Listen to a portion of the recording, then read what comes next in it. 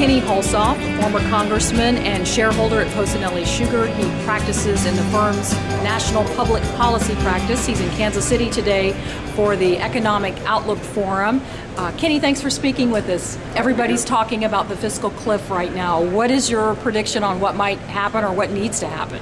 Well, obviously, if nothing is done by the end of the year, Congress has a couple of weeks to act in this lame duck session. A lot of difficult things for the business community are going to happen. We're going to see Bush tax cuts expire, go away, so therefore all of our taxes are going to go up.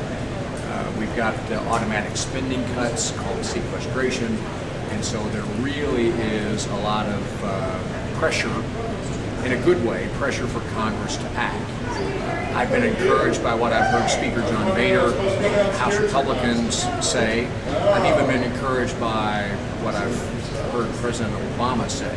I think both sides see that political gamesmanship right now is not what the country needs or what the country desires, and I think there's a real desire to find some way to stop this fiscal cliff in the car.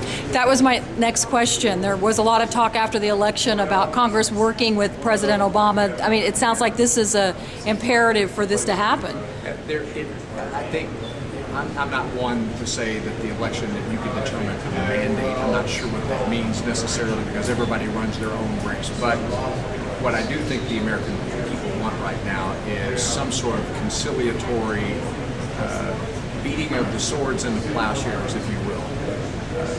Speaker Boehner has put revenues, potentially tax increases on the table, which is a huge move toward the center. The president has offered perhaps to look at entitlement reform, which is really driving some fiscal challenges down the road. And so I tip my cap to the president. And so we've at least begun a process where neither side's going to get all what they want, but I think both sides may get some of what they want, which is ultimately what we, the American public, need. I'm speaking with former Congressman Martin Frost. He's a shareholder at Petersen and Bill Sanders. He practices in the firm's national public policy practice. He's here in Kansas City today for an event on economic outlook. Martin, thanks for speaking with us. Everybody's talking about the fiscal cliff. Where do you see this going in the next few weeks? Well, this may go right up until December 23rd, right up till almost Christmas Eve.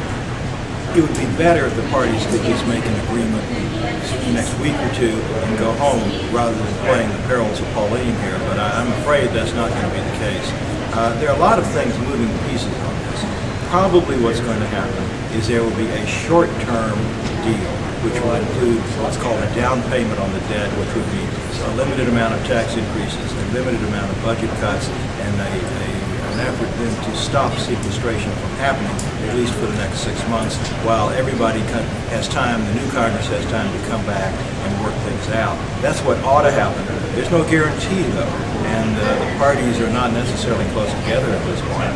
And you could have a situation where there is no result, and sequestration takes effect January 1st, and the tax rates go back up on January 1st. I don't think people want that to happen, but so far we haven't seen that the parties are able to work things out. That leads to my next question. You write frequently for The Hill and Politico and others, and you recently had a column in The Hill about President Obama and Congress working together, putting their party differences aside. What's it going to take to make that happen?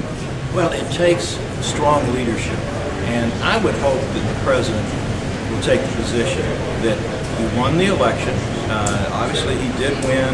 The public has spoken, but in the national interest, he needs to reach out to the Republicans, try and meet them halfway.